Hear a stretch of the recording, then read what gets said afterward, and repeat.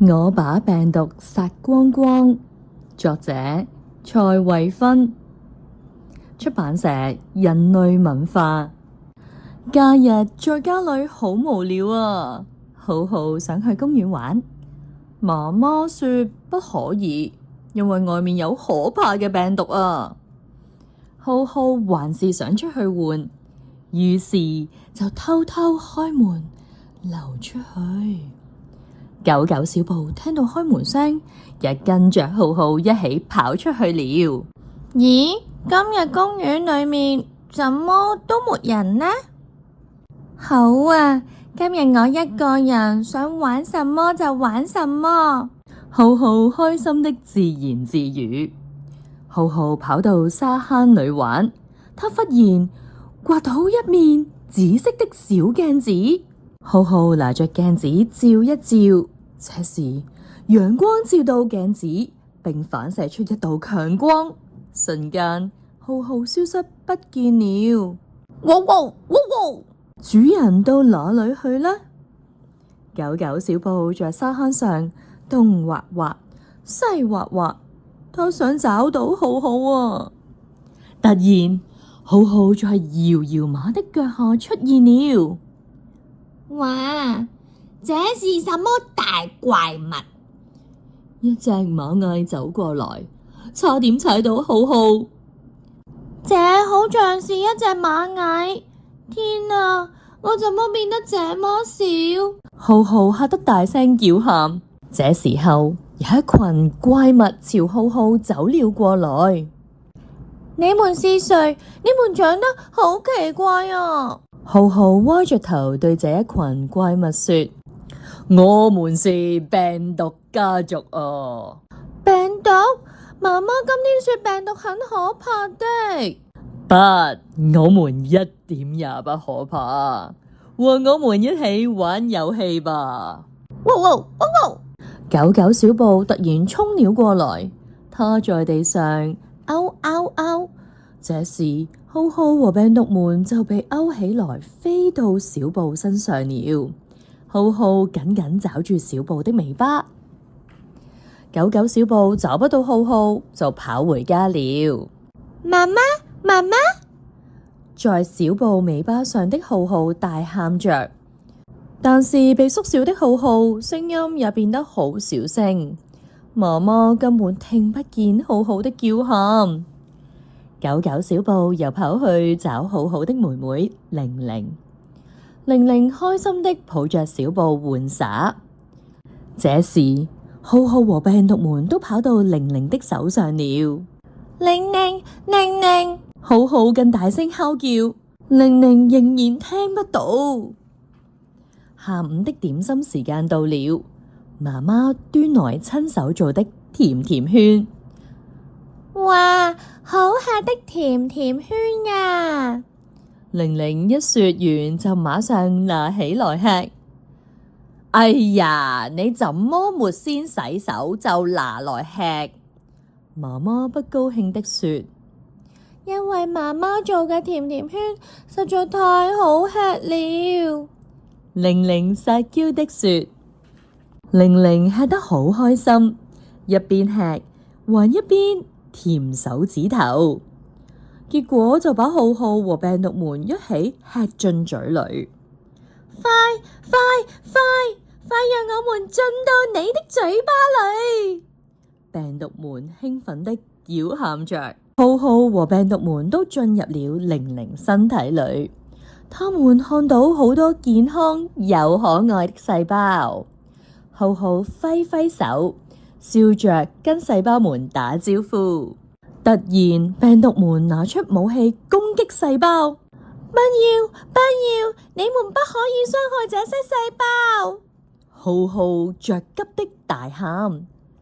我們就是要侵入到細胞裏，才能繁殖更多的兄弟姊妹啊！病毒們異口同聲的說，說完後就各自轉進了一個細胞裏，細胞變得很虛弱，不斷的嗌嗌叫。沒多久的時候，就從細胞裏跑出更多的病毒，塞滿了玲玲的肺部。怎麼辦？怎麼辦？浩浩着急的哭了。突然有一股非常強大的力量把浩浩和一些病毒用力的推了出去。浩浩和病毒們從玲玲的嘴巴往外噴飛得好遠好遠，病毒們在空氣中飄有的掉在桌子上，有的掉在椅子上，浩浩正好掉在放大鏡上。神奇的事情發生了，浩浩被放大鏡放得越來越大，最後浩浩的身體被放大到原來的樣子了。媽媽看到突然冒出來的浩浩，嚇了一跳。媽媽，媽媽，快救救玲玲！玲玲的身體裏有好多病毒。浩浩哭喊着，並把事情的經過告訴媽媽。媽媽趕緊幫玲玲戴上口罩，叫大家打開窗戶通風、洗手，用酒精及漂白水消毒家裏，把病毒殺光光。這幾天你要待在家裏，不要出去玩，以免把病毒傳染給別人。媽媽溫柔的對玲玲說，玲玲點了點頭。幾天後，玲玲開始發高燒，不停咳嗽。媽媽趕緊帶玲玲去醫院看病。醫生仔細檢查了玲玲的身體，病毒已經侵入妹妹嘅肺部，肺部發炎啦，必須要住院治療。你別擔心，我哋會用最好嘅方法來醫治妹妹。醫生安慰着媽媽。經過一段時間，玲玲嘅身體康復了，全家人都很開心，特別為玲玲舉辦了一個慶祝餐會。吃東西前要洗手，才不會把病毒吃下去。浩浩說，咳嗽、打噴嚏要用紙巾護住口鼻啊。媽媽說，不偏食，做運動，早睡早起，身體才會強壯啊。爸爸說，知道的。玲玲開心的大聲說，今天又是美好的一天。細菌和病毒不一樣，細菌只要有養分，細菌就能夠單獨活着，不必寄生在別人身上。細菌可以靠自己分裂出新嘅細菌。當細菌入侵我哋嘅身體時，可以使用藥物抗生素來殺死它。病毒必須要寄生在動物、人類等宿主身上才能夠存活。病毒會進入宿主嘅細胞內，輻射出新嘅病毒。當病毒進入我哋嘅體內時，我哋只能夠靠自己嘅免疫力來打敗它。目前還沒有藥物可以殺死它。病毒非常非常小，比細菌還小，要用電子顯微鏡才看得到。病毒進入細胞複製病毒嘅過程，病毒先連接細胞，再入侵到細胞內，然後病毒脫殼，再進行生物合成，病毒就成功複製啦。病毒從細胞內釋出，病毒先連接細胞。病毒長相名稱：普通嘅感冒病毒，例如鼻病毒，感染嘅主要症狀：流鼻水、鼻塞、打噴嚏、咳嗽、喉嚨痛、發燒。其實係會較少發燒嘅。流行性感冒病毒：喉嚨痛、肌肉酸痛、疲倦、頭痛、流鼻水、咳嗽，會有突發性高燒。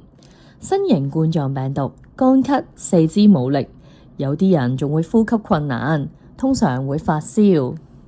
腸病毒：口腔、手掌和腳掌出現水泡、潰瘍，可能會發燒。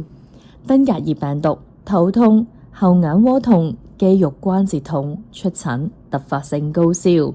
發燒嘅標準係額頭嘅溫度超過37.5度，耳嘅溫度超過38度，施打疫苗可以增強我們對抗病毒的能力。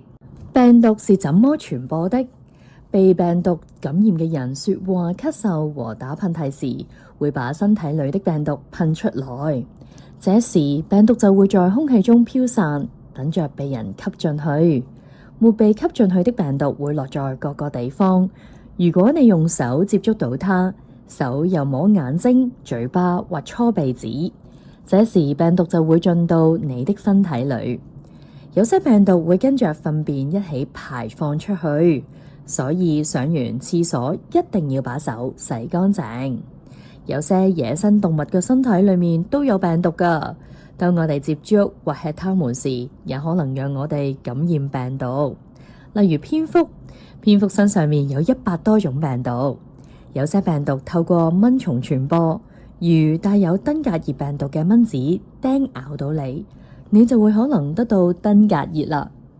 預防病毒就要這樣做，保持良好嘅生活習慣最重要。勤洗手、戴口罩、少接觸病人、施打疫苗、多喝溫水、吃煮熟嘅食物、均衡飲食，避免接觸或吃野生動物，常做運動，保持好心情，睡眠充足，保持環境整潔。勤洗手，沖走病毒。小朋友記得要勤洗手，才能夠把手上嘅病毒都沖走啊！一起來學洗手5步驟。濕，用水淋濕手腕、手掌和手指。搓，雙手再抹上肥皂或洗手乳，仔細搓揉手心、手背、手指、指罅、指尖、指甲同埋手腕，至少要20秒。沖，打開水龍頭，用水將雙手沖洗乾淨。4. 捧，若要使用傳統式水龍頭，需用雙手捧水將水龍頭沖乾淨。5. 擦，用手巾或擦手指把雙手擦乾。戴口罩擋住病毒，小朋友要正確佩戴口罩，才不會從鼻子、嘴巴吸入病毒啊！一起來學習戴口罩嘅4部曲啊！開，打開口罩檢查是否破損，有顏色嘅一面朝外，鼻梁片要在上方。2. 戴，鬆緊帶掛於雙耳，戴上口罩，將口罩完全攤開拉到下巴，並保持與臉部的密合。壓，將鼻梁片固定在鼻梁上方，用雙手直指輕壓鼻梁片，使口罩與鼻梁緊密貼合。密，最後透過觸摸或照鏡子，確認口罩是否佩戴正確且密合了。